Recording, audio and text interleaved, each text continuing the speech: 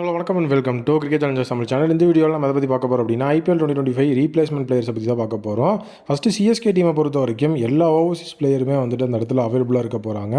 Jamie Overton மட்டும் பார்த்தீங்க அப்படின்னா அவர் அன்அவைலபிளாக இருக்க போகிறாரு.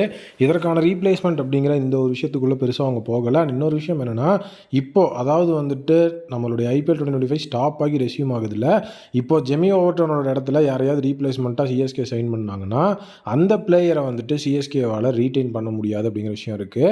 அதே டெல்லியை பொறுத்த வரைக்கும் ஸ்டார்க் அண்ட் ஜாக் ஃப்ரேசர் மெக்காக் பார்த்தீங்க அப்படின்னா அவைலபிள் இல்லை. ஸோ ஃபுல் அண்ட் ஃபுல் பார்த்தீங்க அப்படின்னா ட்ரிஸ்டன் ஸ்டப்ஸ் வந்துட்டு பிளே ஆஃப்ஸுக்கு அவைலபிள் இல்லை அப்படிங்கிற சுச்சுவேஷன் இருக்குது.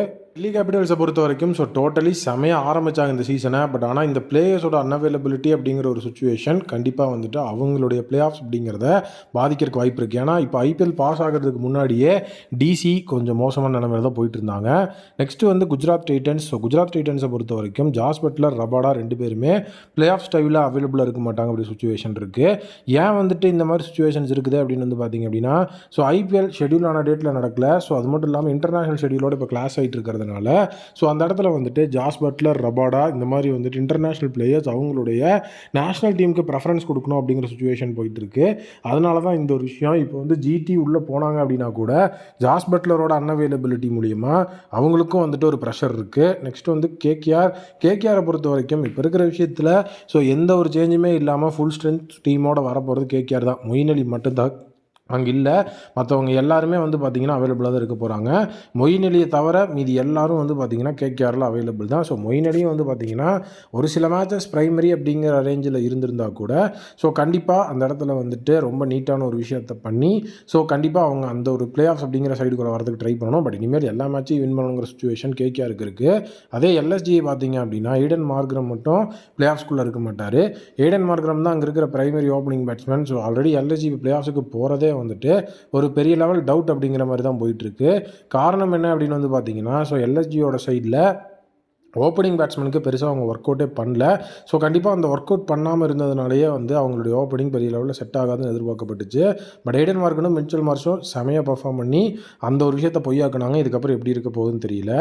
Next Punjab Kings. பஞ்சாப் கிங்ஸை பொறுத்த வரைக்கும் மார்க்கோ ஜென்சான் பார்த்தீங்க அப்படின்னா இப்போ அன்அவைலபிளாக இருக்க போகிறார் பிளே ஆஃப்ஸுக்கு. அது மட்டும் இல்லாமல் கைல் ஜெமிஷன் எல்லாம் உள்ளே ரீப்ளேஸ்மெண்ட் அப்படிங்கிற விஷயத்துக்குள்ளே கொண்டு வந்திருக்கிறாங்க. ரீப்ளேஸ்மெண்ட் அப்படிங்கிறதுக்கு நம்ம தனியாக ஒரு வீடியோ போடுவோம். நீட்டாக அந்த ரீப்ளேஸ்மெண்ட் யார் அப்படிங்கிறத பார்ப்போம். பட் ஆனால் இப்போ பிளேயர்ஸோட அன்அவைலபிலிட்டி பற்றி தான் நம்ம இங்கே பேசிகிட்டு இருக்கோம். பிளேயர்ஸோட அன்அவைலபிலிட்டி அப்படிங்கும்போது மார்க்கோ ஜென்சான் போகிறது அப்படிங்கிறதும் கண்டிப்பாக ஒரு பெரிய லெவலில் பஞ்சாப் அஃபெக்ட் பண்ணுறதுக்கு வாய்ப்பு இருக்குது. நெக்ஸ்ட் பார்த்தீங்கன்னா கார்பின் போஷ், அதுக்கப்புறம் ரியான் ரிக்கில்டன், இவங்க ரெண்டு பேரும் இல்லை. அதே நேரம் வில் ஜாக்ஸும் பார்த்தீங்க அப்படின்னா எம்ஐயில் இல்லை. டோட்டலி ஜானி பாரிஸ்ட்ரோ எம்ஐயில் ஜாயின் பண்ணுறதுக்கு நிறைய வாய்ப்பு இருக்குது அப்படிங்கிற மாதிரி விஷயம் போயிட்டுருக்கு. Will Jacks, Corbin Bosch, Ryan Rickelton மூணு பேருமே பார்த்தீங்கன்னா அந்த 11ல் ஆல்ரெடி ஆடி பெரிய லெவலில் எஃபெக்டிவாக இருந்த பிளேயர்ஸு. கண்டிப்பாக நீட்டான ஒரு பெர்ஃபார்மன்ஸை கொடுத்து ரொம்ப எஃபெக்டிவாக மும்பை இந்தியன்ஸை ஒரு பெரிய லெவலில் ஒரு கோப்பப்புக்குள்ளே வச்சுருந்தாங்க அப்படிங்கிறதுல எந்த விதமான டவுட்டும் கிடையாது.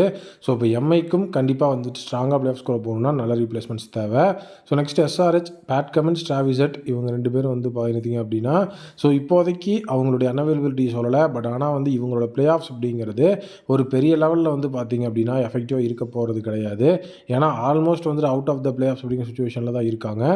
அதனால் எஸ்ஆர்ஹெச்சோட அந்த ஒரு அன்அவைலபிலிட்டி அவங்கள ஒரு பெரிய லெவலில் எஃபெக்ட் பண்ணாதே அப்படிங்கிற மாதிரி தான் நான் நினைக்கிறேன். ஏன்னா இப்போ பேட் கமின்ஸ் அதுக்கப்புறம் டிராவிஸ் ஹெட்னு கம்பேர் பண்ணும்போது லாஸ்ட் இயர் ஃபார்மில் டிராவிஸ் ஹெட்டே இல்லை.